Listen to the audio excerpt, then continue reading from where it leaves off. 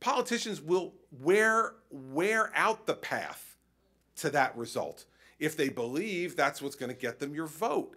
But we've enforced in society, and the reason I don't think you have that broad a movement on this, is we've reinforced society that the people who we are going to credit are the people who take the hard line all the time. Sometimes it's needed, but sometimes it isn't. And if you think, I say this to folks all the time, you know, reward the people who you believe have the best intentions. If you're looking for the person out there, the leader, and I don't care whether it's an elected leader or it's a leader of your faith or a leader of an organization you're for, if you look for the person who you agree with 100% of the time, that's who you're going to support, go home and look in the mirror, everybody. You're it. You're the only person you agree with 100% of the time. And so we need to reward the path that people are going to try to take, even if every once in a while that path does something that we disagree with. If we believe it's the right moral path to go on, that's the way you set up a movement like this. And I think all of us have a responsibility to do it. And I feel, I will tell you, I feel even freer to do this as a second term governor. And I will guarantee, I am never on the ballot in this state again, everybody. And the fact is that does liberate you to some extent from the people who will be in your ear telling you that's a really good idea, but don't, you know, this, how about a little bit later we work on that, you know? So, but if you reinforce different values, it's your government. You'll get a different result if you reinforce different values. If you don't, you won't. So it's all our responsibility to do it. And I also want to say thank you to the governor on supporting, you know, probation and parole, because the reality is that 97% of offenders are going to get out. And instead of maxing people out and then having no leverage, the importance of helping them to reenter society on probation, on parole, and providing the means of their success while maintaining some leverage. And you've been really supportive of both probation and parole. Well, we'll continue to. And I think the last thing I'd want to say, because I'm sure I'm over my time, the last thing I want to say... Patrick, how we doing? He seems okay. The last thing I want to say is that you can see one of the reasons I agreed to come and talk about this today is because of him. Now, the reason I say that is we need people who have had great accomplishments in their life from both parties being willing to work together with each other. And you know, all too often we set up a system in our political affairs where that's becomes impossible, or if not impossible, frowned upon to the point where people become reluctant to do it. And I can tell you from the time I've become governor, I've reached out to him for advice and to urge him to get out more in public. Because even though we don't agree on every issue or nearly every issue, if we sat down and we did a list of public policy issues, right? I mean, it would be a relatively Spartan list, right? That McGreevy and I agreed on. But what I will tell you is that that has never stopped him from giving me advice. And, you know, when you're in these jobs, the advice you can get from somebody who's actually sat in the chair is qualitatively different than the advice you can get from anybody else. And so when I see, and I'm so encouraged by the fact that, and he keeps telling me I have to call him Jim, and I just won't, because he was the governor. He will always be the governor. And I'm always going to call him governor. Every time I call him, I say, Governor, how are you? And he says, Jim. I go, right, yes, governor. And we go back and forth. And I see him doing it with other people. They say someone referred to him as the governor. He says, Jim. I get all that, and I understand. But here's the thing. We need folks like the governor to continue to be further and further out front and talking about these issues that have become their passion. Because folks take it from someone who has been a leader in a much different way than they do before. So when he called and asked me to do this, even though right from here, the reason Patrick's here is not because Patrick has a particular interest in prisoner reentry, but because we have a travel hockey tournament that we're leaving right from here to go to Massachusetts, the two of us, for the next 3 days, because he's on a travel hockey team and I'm a hockey father.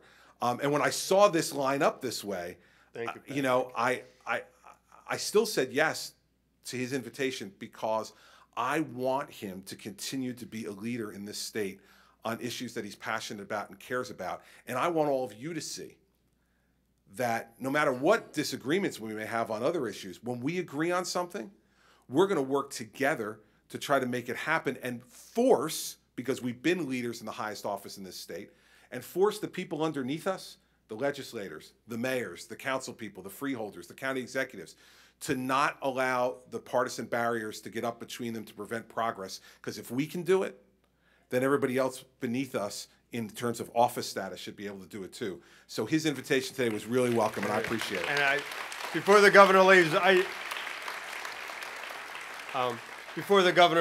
I just want to say a heartfelt thank you.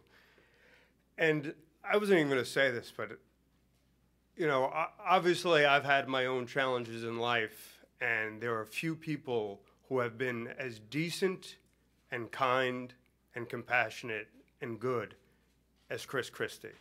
And so I want to thank him for being here today.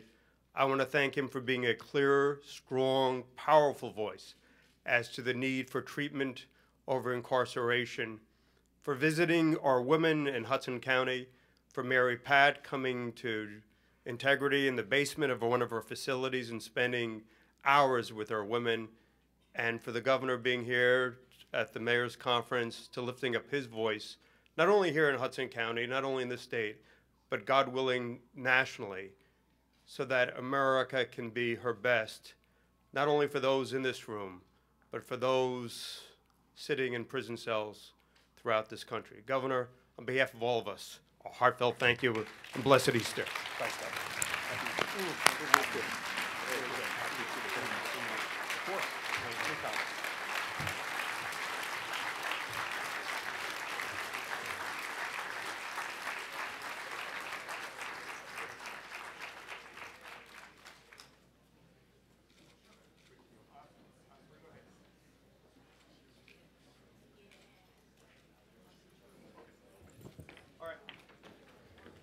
Now I'd just like panel number 2 to please come forward quickly.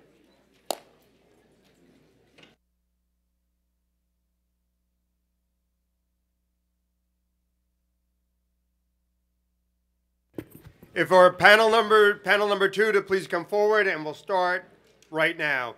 And after panel number 2, then we'll have a break for lunch and we'll hear from the great Jason Williams. Jason, could you please stand up? Everybody say hello to this great man.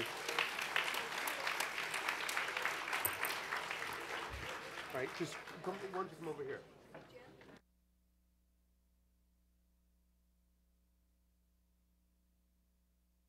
Focusing specifically on what we're doing in Hudson County and our successes to date. And so we'll begin. All right, Frank, and I'll switch the script. So I'm going to, come on, hey. Why don't you come up, Gloria? Is he going to say? Okay. Okay, why don't you say Gloria? All right, so we're going to get started right now, and thank you very much.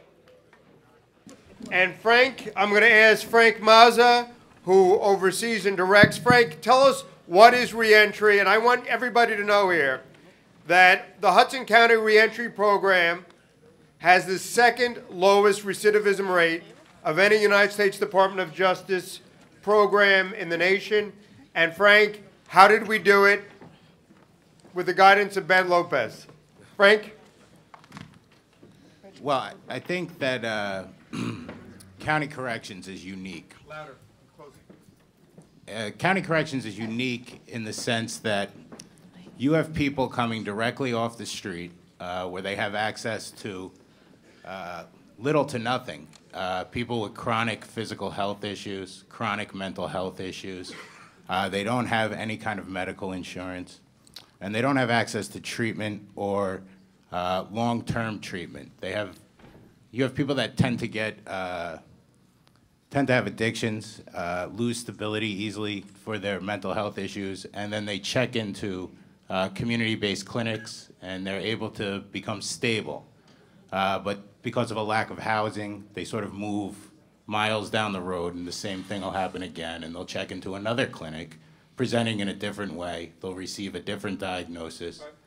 Frank, I'm just going to jump in. So Okay.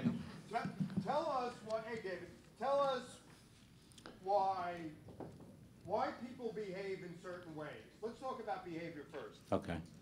Well, people are, there's a thing called social learning, and people tend to, behavior can be learned, and then people develop addictions early in their development, and this becomes sort of an instinctual reaction to life. So are you saying that, just for all of us, people learn behaviors? Whether you're living in public housing, or you're living in Jersey City, or you're living in Palm Beach, we learn behaviors by what we watch and what we replicate. Sure, and we learn how to cope with our environment by these learned behaviors. And there can be sort of unhealthy learned behaviors that trigger things that lead you back to jail. So a lot of behaviors that land people in the Hudson County Department of Corrections aren't motivated solely by a criminal intent. Rather, they're motivated by an illness, or they're motivated by an addiction. So taking a punitive approach, or solely taking a punitive approach to somebody's behavior who is motivated by an addiction is not going to have an impact on that person. So what does Piaget and Kohlberg and all these smart people say about behavior, and how can we change it? Well, they'll say that it's a learned, and through their environment and through the expression of sort of more positive values and the expression of more positive norms and gaining access to these institutions that can reinforce these values and norms, and building attachments to healthier primary attachments and secondary attachments that can support the person and teach them. So then we can change somebody's behavior, is that it? That's it, yeah. All right, so then if people that we deal with in Hudson County Jail have come from these, many cases, terrible circumstances, sexual violence, physical violence, how do we go about changing behavior? Us, Director Aviles, who's, I think, is the patron saint of correctional facilities.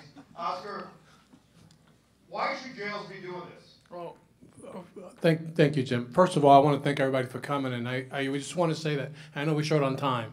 We run a great program in Hudson County, and it's because of people like Ben Lopez, Director of Family Services. And there's somebody here that helped design our model. Her name is Gina Haranis. I want to thank Gina. And also Don Howard. Don Howard was the first reentry director for Hudson County. He's no longer with Hudson County, and they're all here. And I just wanted to recognize them because we're up here touting this program, and they were instrumental in putting it together. What was the question again, Jim?